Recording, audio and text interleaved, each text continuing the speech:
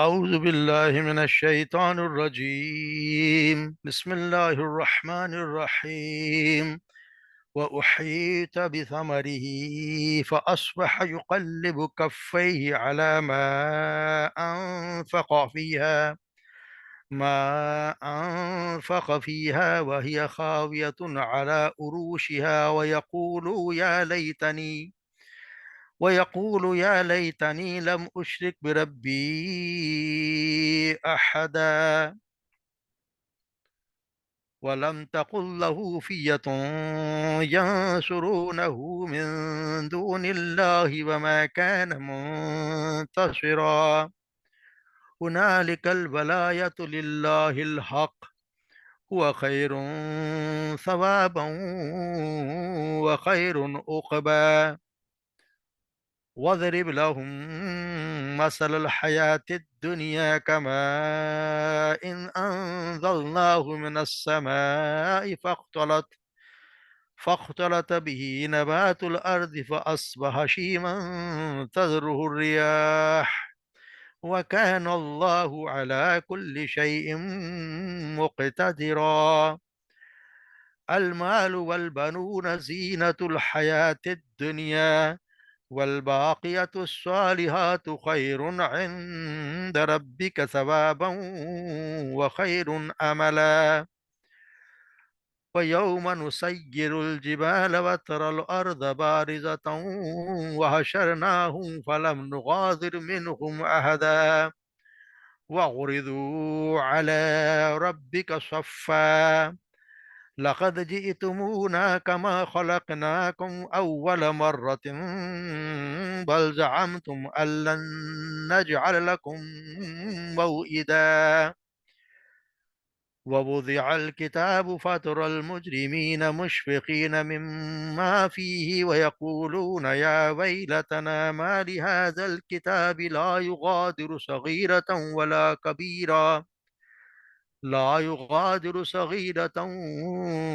كبيرة إلا أحصاها ووجدوا ما عملوا حاضرا ولا يظلم ربك أحدا. صدق اللہ.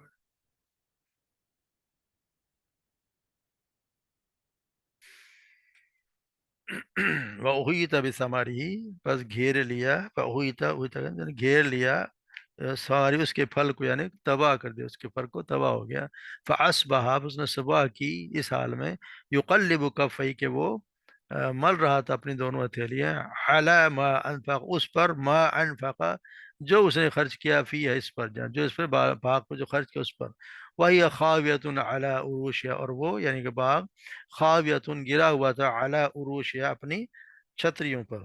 وَيَقُولُ اور اس نے کہا یا لیتنی ہائے میری بربادی، یہ کاش یا کاش، لم اشرک نام شریک کرتا بربی اپنے رب کے ساتھ، احدا کسی کو بھی، کسی ایک کو بھی میں اپنے رب کے ساتھ شریک نہ کرتا. وَلَمْ تَقُمْ فِيَّةٌ يَنْصُرُونَهُ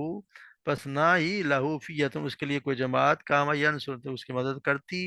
من دون اللہ کے سوا، وما کان منتصرا اور نہ ہی وہ بدلہ لینے کی یا اس کی کوئی طاقت خود وہ بدلہ لے سکتا ہے کہ اس کی مدد کر سکتا. ہنالک الولایۃ للہ الحق ہنالک اس اور وہاں الولایۃ یہ ثابت ہو گیا ولایۃ للہ الحق کہ صرف حکومت جو ہے وہ صرف اللہ ہی کی ہے جو کہ سچا ہے، ایک اللہ سچے ہی کی حکومت ہے. وہ خیر و ثواب وہ خیر ثوابا وہی ہے ثواب دینے میں بہتر، وہ خیر عقبا اور انجام کے لحاظ سے بھی وہی بہتر ہے. وَضْرِبْ لَهُم مَثَلَ الْحَيَاةِ الدُّنْيَا مثال پیش کیجئے ان کے لیے، مثال ایک دنیا کی زندگی کی، کما جس طرح کے ما انزلناہ کہ جس طرح کے پانی، انزلناہ ہم نے نازل کیا، ہم نے اتارا اسے، من السماء آسمان سے، فاختلط به نبات الارض پھر اس میں مل گئی بھی نبات الارض زمین کی نباتات سے مل جل گئیں. فَأَصْبَحَ شِيمًا تَذْرُهُ الرِّيَاحُ اور پھر وہ چورا چورا ہو گئیں، اور فَأَتَّذْرُهُ الرِّيَاحُ سے لیے پھر اڑاتے پھرتی ہوائیں. وکان اللہ علی کل شیء مقتدرا، اور اللہ کیا ہے، اللہ تعالیٰ ہر چیز پر مقتدرا، ہر چیز پر قدرت رکھنے والا ہے۔ المال والبنون، المال والبنون یعنی کہ مال اور اولاد یعنی لڑکے، زینت الحیات دنیا، دنیا کی زندگی کی زینت ہے۔ والباقیات الصالحات، اور باقی رہنے والے نیکیاں، خیر بہتر ہے، عند ربک، تیرے رب کے نزدیک، ثواب ہوں ثواب کے لحاظ سے، یا تیرے رب کے نزدیک ثواب کے زیادہ بہتر ہیں، وہ خیر عملہ، اور اس کے عمل کے لحاظ یعنی کہ امید کے لحاظ سے بھی زیادہ اچھی ہیں۔ اور یوم نسیر الجبال، اور جس دن نسیر ہم چلائیں گے، الجبال پہاڑوں کو، وَتَرَى الْأَرْضَ بارزہ، اور تو دیکھے گا زمین کو، اور تو دیکھے گا زمین کو بالکل صاف کھلی، حشرناہم، اور ہم اکٹھا کریں گے انہیں، فلم نغادر منہ، اور نہیں چھوڑیں گے ہم، نغاد نہیں ہم کسی کو چھوڑیں، من ان میں سے، احدا کسی ایک کو بھی، کسی کو بھی ہم نہیں چھوڑیں گے۔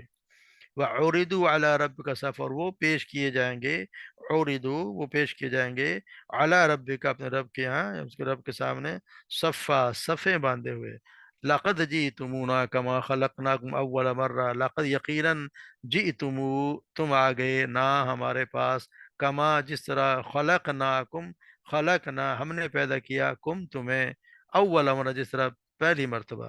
بل زعمتم بلکہ تم تو گمان کرتے، تم نے گمان کیا، اللہ نجعل لکم موعدا کہ ہرگز نہیں ہم نے رکھا، ہرگز نہیں ہم نے بنایا تمہارے لیے کوئی ایک وقت، مقام مقرر، ایک وقت کبھی مقرر نہیں کریں گے ان کو، یعنی کہ یہاں پیش کرنے کا کوئی وقت مقرر نہیں کریں گے۔ ووضع الکتاب، اور پیش کر دی جائے گی، حاضر کر دی جائے گی، یا رکھ دی جائے گی، الکتاب اعمال نامہ، وَتَرَى الْمُجْرِمِينَ، اور تم آپ دیکھیں گے مجرموں کو، مشفقین جو ڈرنے والے ہوں گے، مما فی اس سے جو اس میں ہے، مما فی جو اس میں ہے، وہ یقولون اور وہ یہ کہیں گے، یا ویلنا، یا ویلتنا یعنی کہ ہائے افسوس، ہائے ہماری بربادی، مالی حاضر کتاب، کیا ہے اس کتاب، حاضر کے اس کتاب کو کیا ہوا، یہ کیسی یہ کتاب ہے،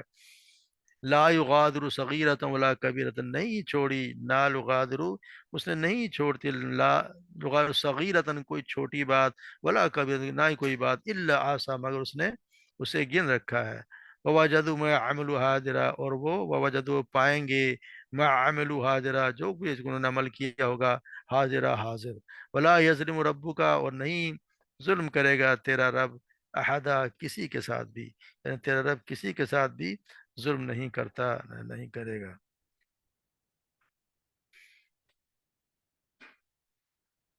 جیسے ہم کل پڑھ رہے ہیں کہ وہ جو باتیں ہو رہی تھی باغ کی، کہ اس باغ کی اس نے جو تکبر کیا، اس نے کہا کہ میرے پاس جو باغ ہے اس غریب آدمی کے، کہ تیرے پاس تو ایسا ہے ہی نہیں۔ اس نے یہ بھی کہا کہ ہم جیسے پڑھا ہے کہ یہ کبھی بھی برباد نہیں ہوگا، کبھی ختم نہیں ہوگا، اگر پہلی بات تو قیامت ہوگی ہی نہیں، اگر ہوئی بھی تو پھر مجھے وہاں پہ اس سے بھی زیادہ اچھا جو ہے وہ باغ مل دیا جائے گا۔ تو اس نے جو دوسرا وہ ساتھ ہے اسے یہ بھی کہا کہ ہو سکتا ہے اللہ تبارک و تعالیٰ زیادہ جانتا ہے کہ تیرے بات کو تباہ کر دے، یا یہ پانی اتنا نیچے چلا جائے اور تو تیرا کچھ بھی نہ رہے اور مجھے اس سے اچھا دے دے۔ تو وہی ہوا، اس کی دعا جو ہے وہ فوراً ہی لگتا ہے کہ اس کے کوئی بہت اونچے درجے کا بندہ تھا، اس کو بڑی تکلیف ہوئی جب اس نے اس کو تانا دیا کہ تو مال اور اولاد مجھ سے کم ہے، تو اس نے جو کہا اللہ تبارک نے وہی کر دیا، وہی تبھی ہماری پاس یکلم کفی علی ما انفق فی و خاویہ، یعنی یعنی کہ گھیر لیا اس کے باغ کو، یعنی تباہ ہو گیا اس کا باغ، یعنی جب وہ صبح آیا تو تب اس کے باغ تباہ ہو چکا تھا۔ فاصبح یقل، اور وہ ملتا رہا اپنی دونوں ہتھیلیوں کو، کس پر، علی ما انفق فیہ جو اس نے خرچ کیا، یعنی باغ لگانے میں اس کے جو پلاننگ کی ہوگی، اس کے جو لگائے ہوں گے پودے پہ خرچ کیا ہوگا، پانی جو بھی خرچہ اس نے کیا یا اس کا جو نقصان ہوا، اس پہ اپنا وہ ہاتھ ہی ملتا رہا کہ میرے ساتھ یہ ہو کیا گیا، جبکہ اس کے ساتھ اسے ہاتھ ملتا رہا، جو اس نے اپنا بہت زیادہ روپیہ خرچ کیا تھا، جو مسلسل محنت بھی کی تھی، یقینی بات ہے محنت بھی کی، اپنا قیمتی وقت بھی لگایا، اس کا تو تمام سارا سرمایہ آن کے آن میں بالکل نیست و نابود ہو گیا،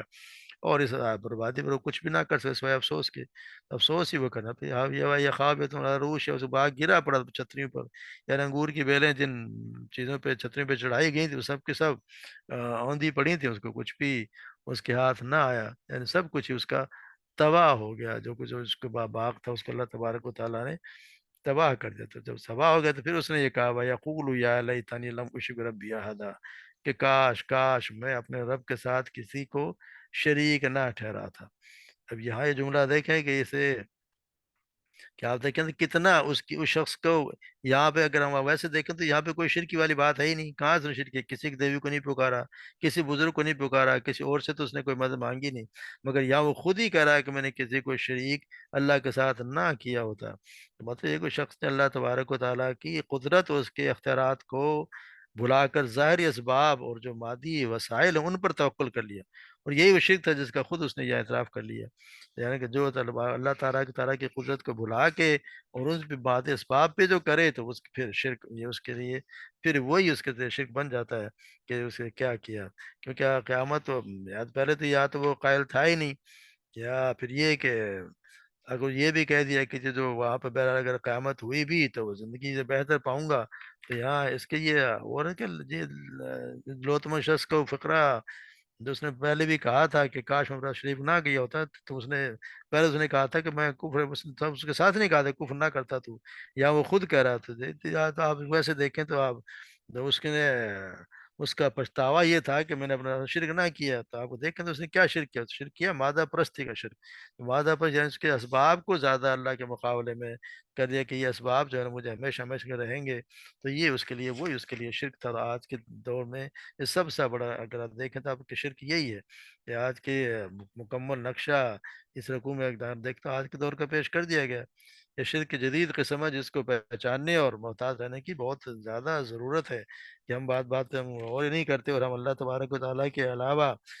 کہ بلکہ اللہ کے سوا ہم دوسروں کو اس کا کہتے ہیں کہ جو اس کی وجہ سے یہ کام ہوا، اس کی وجہ سے یہ کام ہوا، بلکہ حدیث مبارک میں آتا ہے جس کا ایک مفہوم یہ ہے کہ اگر کوئی یہ شخص کہے کہ آج میرے یہاں چوری نہیں ہوئی کسی یہ بطخ کی وجہ سے یا کچھ اور اس نے رکھا اس کی وجہ سے، تو یہ بھی شرک میں چلا جاتا ہے۔ تو یہ کبھی جس طرح آپ صلی اللہ علیہ وسلم نے ایک قافلے کے ساتھ جا رہے تھے اور پھر رات کو بارش ہوئی، تو آپ صلی اللہ علیہ وسلم نے صبح فرمایا کہ آج کی رات بہت سے لوگ جو ہیں مومن سو کے اٹھے اور بہت سے لوگ جو ہیں وہ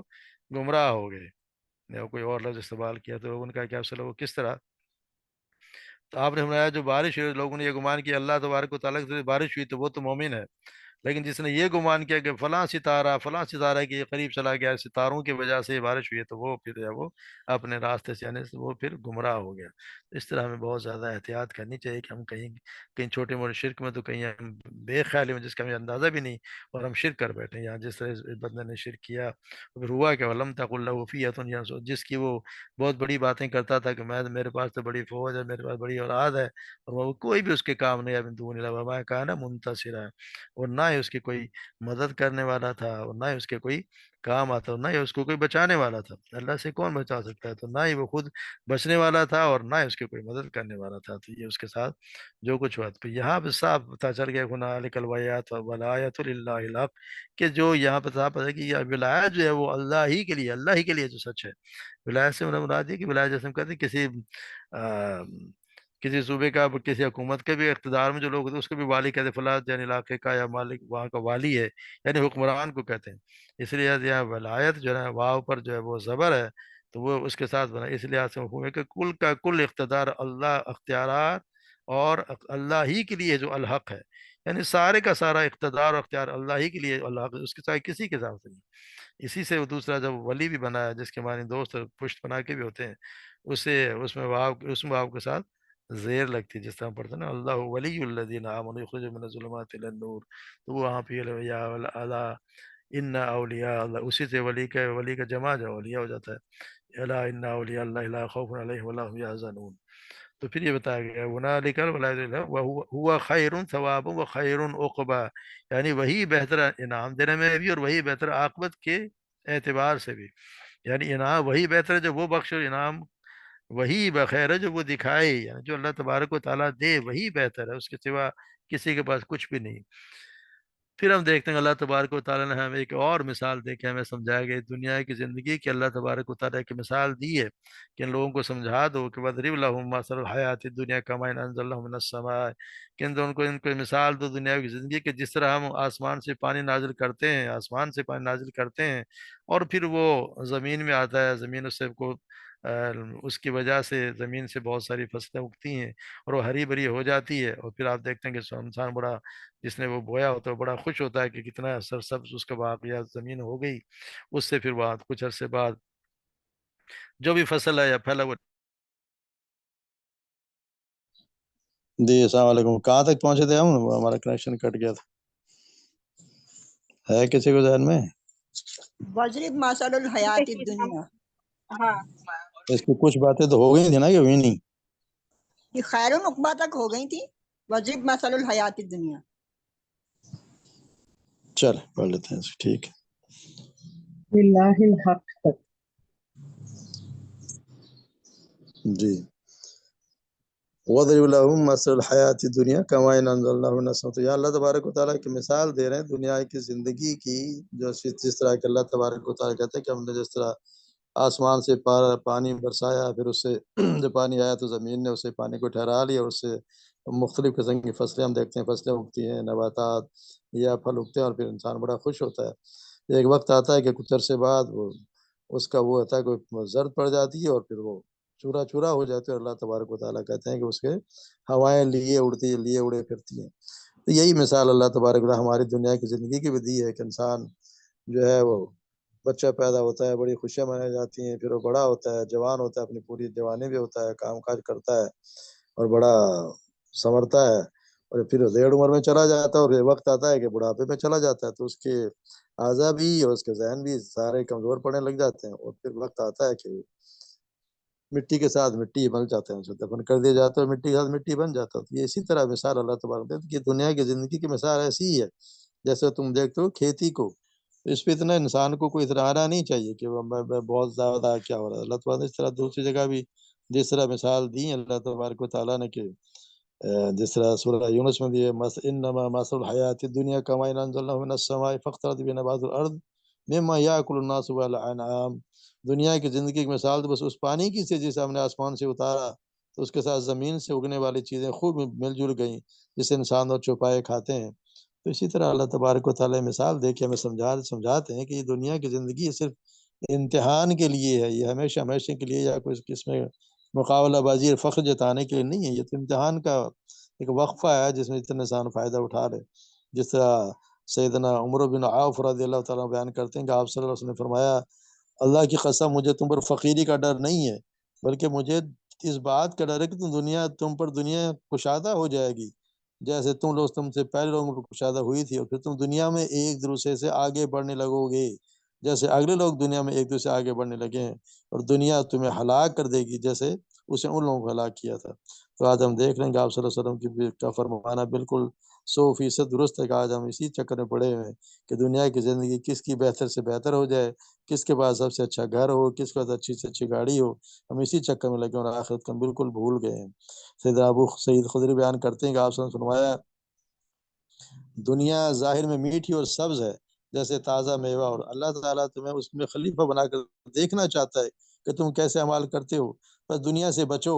کہیں وہ تمہیں یاد الہی سے غافل نہ کر دے، اور عورتوں سے بچو اس لیے کہ بنی اسرائیل میں سب سے پہلا فتنہ عورتوں ہی کا تھا۔ پھر اللہ تبارک و تعالیٰ آگے فرماتے ہیں، المال والبنون زینت الحیات دنیا، مال اور بیٹے دنیا کی زندگی کی ایک زینت ہیں، والباقیات الصالحات خیر عند ربک ثوابا وخیر عملا، اور باقی رہنے والی نیکیاں تیرے رب کے یہاں ثواب میں بہتر، امید کو زیادہ اچھی ہیں۔ یعنی کہ دنیا کی یہاں پہ بے ثباتی سے متعلق مزید فرمایا کہ مال اور رات تو صرف حیات دنیا کی زینت ہیں، انسان دونوں نعمت صرف اس کی یہاں کی زندگی میں مستفید ہوتا ہے اور عزت و شرف حاصل کرتا ہے، آخرت میں تو صرف نیک اعمال جو ہوں گے وہ کام آئیں گے، وہاں انہی کے درجات بلند ہوں گے، وہیں لوگ سرخرو ہوں گے، پھر اسی کی وجہ سے جنت جیسے ابدی نعمت کو حاصل پایا کریں گے۔ اور دنیاوی زندگی میں اگر صحیح عقائد اور جو اخلاق حسنہ کے حامل ہوں گے وہی لوگ جائیں گے، جو اسلام پر پورے طور عمل پیرا ہوں گے اور اعمال صالحہ کی طرف سبقت کرنے والے ہوں گے۔ اولاد جو ہے وہاں پہ قطعی کوئی کام آنے والی نہیں ہے، وہاں پہ کوئی کسی کام نہیں آئے گا، بلکہ دوسرے بھاگیں گے، ہم پڑھیں گے آگے پڑھتے ہیں کہ اولاد بھی بھاگے گی، ماں باپ بھی ایک دوسرے سے بالکل کوئی کسی کے کام نہیں آئے گا، بیوی میاں سے بھاگے گی، اس کا میاں اس بیوی سے بھاگے گا، تو وقت ایسا ہوگا کہ ہر کسی کو اپنی پڑی ہوگی. اس لیے یہ انسان کو خیال کرنا چاہیے کہ اتنا کسی کے چکر میں ایسا نہ پڑے کہ اپنی عاقبت بھی خوار کر لے تو عاقبت تباہ کرنے سے بچ جائیں.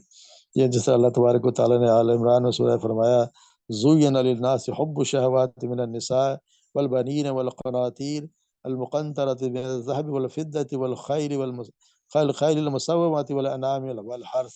لوگوں کے لیے نفسانی خواہشیں محبت مزین کی گئی ہے، جو عورتیں اور بیٹے اور سونے اور چاندی کے جمع خزانے اور نشان لگائے ہوئے گھوڑے اور مویشی ہیں. اسے اللہ تبارک سورہ تغابن میں فرماتے ہیں انما اموالکم و اولادکم فتنہ واللہ عندہ اجر عظیم. یہ تمہارے مال اور تمہاری اولاد تمہارے ایک آزمائش ہے اور اللہ ہے اسی کے پاس بہت بڑا اجر ہے. یہ بچے فرمایا والباقیات الصالحات خیر عند ربک ثوابا وخیر عملا. اس کے مطابق سیدنا عثمان رضی اللہ تعالیٰ عنہ کے غلام حارث بیان کرتے ہیں کہ سیدنا عثمان رضی اللہ تعالیٰ عنہ ایک مرتبہ اپنے ساتھیوں میں بیٹھے ہوئے تھے کہ مؤذن آیا تو آپ نے ایک برتن اس سے منگوایا، آپ نے ایک برتن میں پانی منگوایا جو تقریباً 3 پاؤ ہوگا. آپ نے وضو کیا اور کہا میں نے دیکھا کہ آپ صلی اللہ علیہ وسلم نے اسی طرح وضو کیا. پھر فرمایا جو میرے وضو جیسا وضو کر کے ظہر کی نماز ادا کرے تو اس کے صبح سے لے کر ظہر تک کے تمام گناہ معاف ہو جاتے ہیں. پھر اس نے عصر کی نماز پڑھ لی تو ظہر سے لے کر عصر تک کے گناہ معاف. پھر مغرب کی نماز پڑھی تو عصر سے مغرب تک کے گناہ معاف. پھر عشاء کی نماز پڑھی تو مغرب سے عشاء تک کے گناہ معاف. پھر رات کو جو سویا اور صبح اٹھ کر فجر کی نماز ادا کی تو عشاء کی سے فجر تک کے تمام گناہ معاف. یہی وہ نیکیاں ہیں جو برائیوں کو دور کر دیتی ہیں. تو لوگوں نے پوچھا تو یہ تو ہوئی نیکیاں،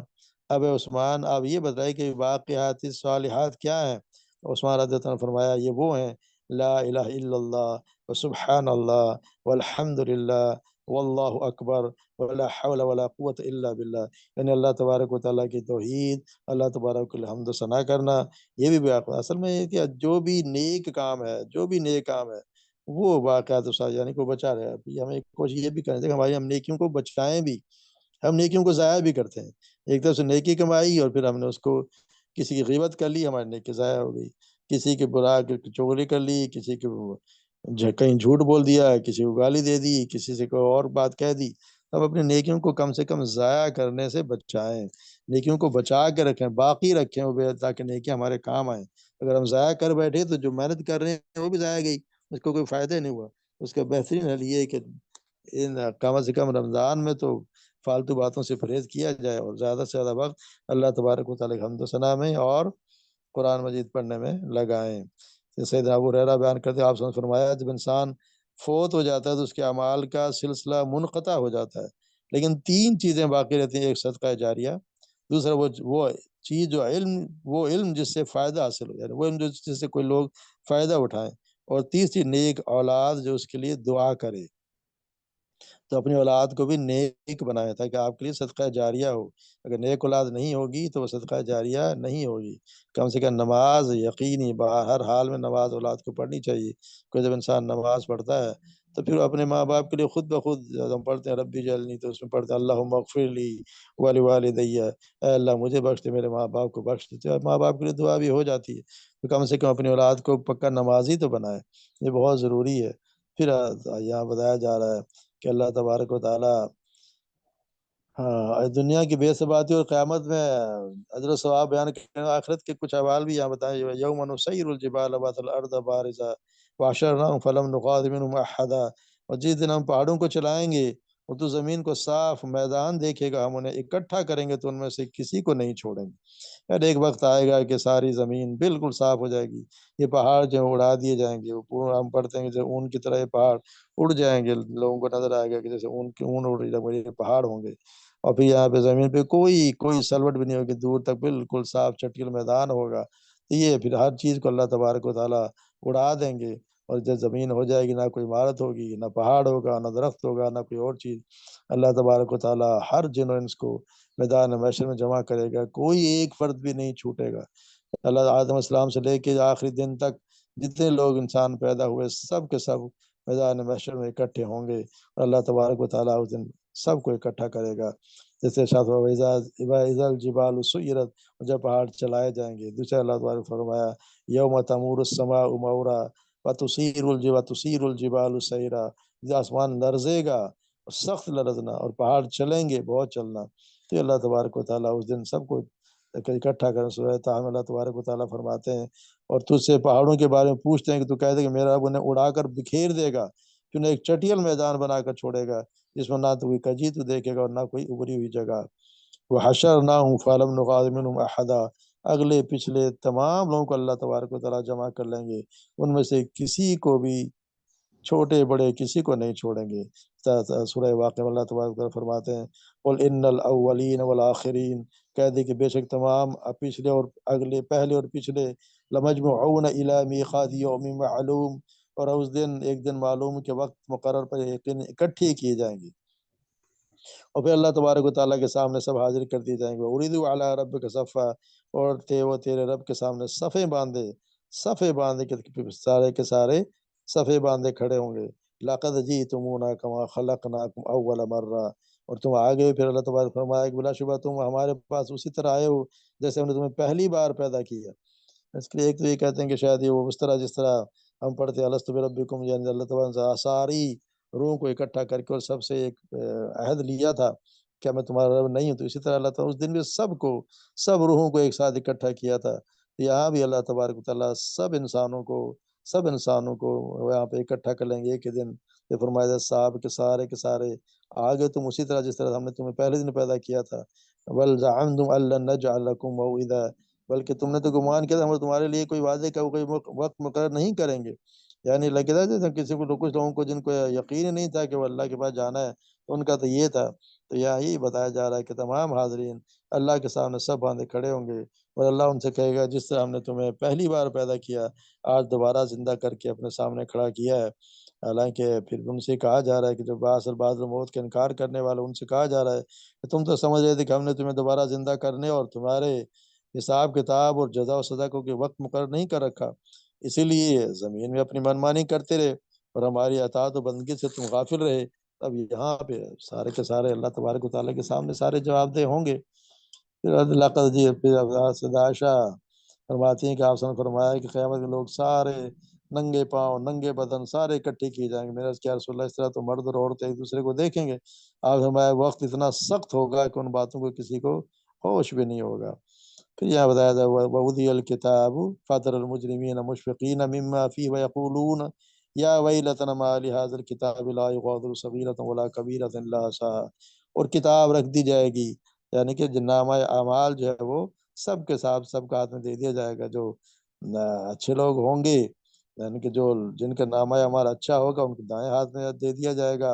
اور جو مومن ہوگا اس کو دائیں ہاتھ میں، جو کافر ہوگا اس کے بائیں ہاتھ میں دے دیا جائے گا. دنیا کے جرائم اور جو نافرمانیوں کا ارتکاب کرنے والے اپنے اعمال نامے میں برے اعمال کو دیکھ کر ہمارے ڈر کے کانپیں گے. یا ویلتنا ما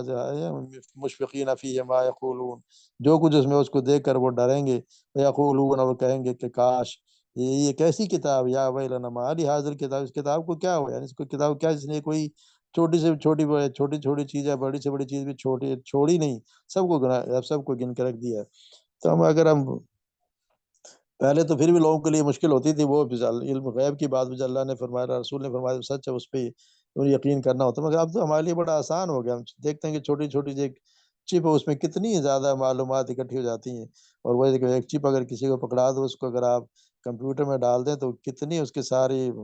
کتنے ہزاروں صفحات اسے ایک چھوٹی چپ میں نکل آتے ہیں. تو اب ہمارے لیے تو بڑا سمجھنا آسان ہو گیا ہے کہ انسان کی زندگی اللہ تبارک و تعالیٰ نے ایک چپ یہ کمپیوٹر پہ چلا دی، تو ساری زندگی جس دن سے پیدا ہوا اس دن سے لے کے جس دن تک مرا اس دن تک سارے کے سارے اعمال جو اس نے کیے، جو حرکتیں اس نے کیں، جو اس نے باتیں کیں، سب اس میں شامل ہوں گی. تو یہ ہمیں ہر وقت ڈرتے رہنا چاہیے کہ میں جو قدم اٹھا رہا ہوں کہ ایسا تو نہیں کہ میں ایسی جگہ قدم اٹھاؤں کہ مجھے دیکھنا پڑے تو پھر مجھے شرمندگی ہو، یا میں اپنے زبان سے کوئی ایسی بات کہہ رہا ہوں وہ دن آئے جس دن مجھے پچھتاوا ہو کہ بات میں کاش میں یہ بات میں نہ کہتا.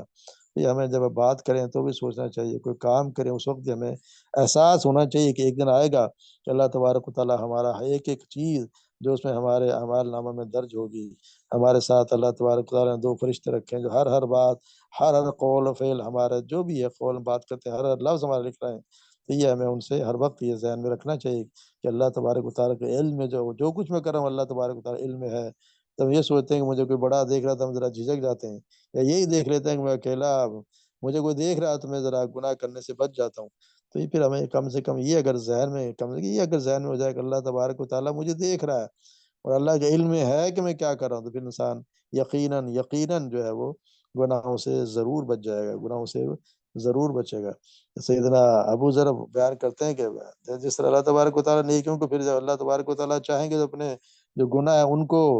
نیکیوں میں بھی بدل دیں گے. یہ اللہ تبارک و تعالیٰ مالک ملک، اس کی مرضی ہے، جس کے جو چاہے کر دے. اس لیے اللہ سے ہمیشہ اچھی امید رکھنی چاہیے، اچھا گمان رکھنا چاہیے.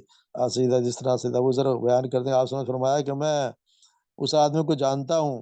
جس کو اللہ تبارک و تعالیٰ جو قیامت کے دن جو ہے وہ اسے لایا جائے اور کہا جائے گا اور اس کے سامنے اس کے چھوٹے گناہ پیش کرو. اللہ تبارک تعالیٰ کہیں گے اس کے سامنے اس کے چھوٹے گناہ پیش کرو لیکن بڑے بڑے گناہ پیش نہ کرنا. چنانچہ اسے اس کے چھوٹے گناہ دکھائے جائیں گے اور اسے پوچھا جائے گا فلاں روز تو نے یہ اور یہ گناہ کیے تھے، فلاں دن تم نے یہ اور یہ گناہ کیے تھے. وہ آدمی عرض کرے کہ ہاں کیے تھے. وہ انکار کرنے کی ضرورت کر نہیں سکے گا. پھر دل ہی دل میں اپنے بڑے بڑے گناہوں سے ڈر رہا ہوگا. کیا وہ اس کے سامنے لائے جائیں گے تو اسے کہا جائے گا، پھر وہ ڈر رہا ہوگا کہ بڑے گناہ سامنے آئیں گے تو میرا کیا بنے گا. پھر اسے کہا جائے گا تجھے ہر گناہ کے بدلے ایک نیکی دی جاتی ہے. تو بندہ فوراً عرض کرے گا اے میرے رب، میں نے تو کچھ اور بھی گناہ کیے تھے، میں نے تو یہ بھی کیا تھا، میں نے تو وہ بھی کیا تھا جنہیں میں یہاں دیکھ ہی نہیں رہا. تو میں نے صحابی کہتے ہیں کہ میں نے دیکھا کہ فرما کر آپ صلی اللہ علیہ وسلم اتنا ہنسے کہ آپ کی داڑھ مبارک بھی نظر آنے لگی. یعنی پہلے جو شخص ڈر رہا تھا، پھر جب اس کو بتایا جائے گا کہ اس کے گناہوں کو نیکیوں بدل دیا تو پھر اپنے بڑے بڑے گناہوں بھی خود ہی یاد دلائے گا، میں نے یہ بھی کیا، میں نے یہ بھی کیا، میں نے یہ بھی کیا. تو اللہ تبارک و تعالیٰ دعا بھی کرنی چاہیے کہ ہماری گناہوں کو نیکی میں بدل دے اور اللہ تبارک و معافی بھی مانگتے رہنا چاہیے. تو یہ اللہ تبارک و تعالیٰ ہمیں، اور رمضان کا مہینہ اس میں تو ہر وقت اللہ تبارک و تعالیٰ استغفار کریں، معافی مانگیں، دعاؤں کو بہت زیادہ اللہ سے دعا کریں. اس طرح پھر یہ بھی رہا ولا یظلم ربک، اللہ تبارک و تعالیٰ کسی کے ساتھ ظلم کرے گا ہی نہیں، نہ کرے گا نہ کرتا ہے. جس طرح آپ صلی اللہ علیہ وسلم فرمایا، اللہ تعالیٰ فرماتا ہے کہ میرے بندو بے شک میں نے اپنے ذات و ظلم کو حرام کیا اور تم پر بھی حرام کیا، تم آپس میں ایک دوسرے پر ظلم مت کرو. اس طرح سیدنا ابو ہریرہ بیان کرتے ہیں، آپ نے فرمایا قیامت کے دن بے سینگ بکری کا سینگوں والی بکری سے بھی بدلہ لیا جائے گا. یعنی اگر کسی ظلم کیا تو چھوٹی سے چھوٹی بات کا بھی بدلہ لیا جائے گا. کسی نے اگر کسی کو بات کی ہے، کسی نے کسی کو گالی دی ہے تو یہیں پہ اسے معاملہ طے کر لے. کسی کے ساتھ زیادتی کی ہے، کسی کی کوئی چیز دبائی ہے، کسی کی جائیداد پہ قبضہ کیا تو یہیں پہ بہتر یہ کہ یہیں پہ اسے معاملہ طے کر لے. وہاں پہ طے ہونا بڑا مشکل ہے. نہ کوئی پیسہ ہوگا، نہ ڈالر ہوں گے، کچھ بھی نہیں ہوگا. وہاں پہ اعمال ہوں گے، اعمال کے بدلے پھر چیزیں جو ہے وہ اور لوگ لے جائیں گے. پھر اعمال کی اس کو پرواہ نہیں ہوگی کہ اس کے کہ میرا کون ہے. اس کو انسان کو وہاں پہ اعمال کی ضرورت ہوگی. جس کا کوئی معاملہ یہیں دنیا ہی میں طے کر لینا چاہیے. آخرت میں کر اللہ تبارک و تعالیٰ کے سامنے جب حاضر ہوں تو ہمارے اللہ تبارک و تعالیٰ کرے ہمارا اعمال نامہ ہمیں دائیں ہاتھ میں ملے اور ہم خوش اس کو اپنے رشتہ داروں کو سب کو دکھائیں کہ یہ دیکھو میرا نام آیا مال. جسے قرآن کہتا ہے وہ سب کو دکھائے گا، وہ کہے گا کہ مجھے یقین تھا کہ مجھ سے ایک دو حساب لیا جائے گا، اس لیے میں نے تیاری کی. تو اللہ تبارک و تعالیٰ ہمارے اس تیاری کے بھی تمہاری تیاریوں کو بھی ہمیں شوق بھی عطا فرمائے. جو کوئی تیاری کریں اسے اللہ تبارک و تعالیٰ جو کچھ قبول بھی فرما لے. اور رمضان کے مہینے میں زیادہ سے زیادہ کوشش کریں. تاخراتوں میں تو کم سے کم ضروری نہیں ہے کہ پوری رات جاگا جائے، جتنا کچھ پڑھ سکتے ہیں اتنا پڑھیں اور اللہ تبارک و خوب مانگیں، اپنے گناہوں کی معافی مانگیں، اپنے ملک کے لیے دعا کریں، فلسطینیوں کے لیے دعا کریں، سب کے لیے دعا کریں. اللہ تبارک و تعالیٰ سب پہ ہم پہ سب پہ رحم کرے، ہمارے سب اعمال کو اچھے اعمال کو قبول فرمائے، ہماری غلطیوں سے درگزر فرمائے اور ہم سب کو جنت الفردوس میں سب کو ایک جگہ اکٹھا کر دے. اللہ تبارک و تعالیٰ ہم سب پہ رحم کرے گا. وما علینا الا البلاغ.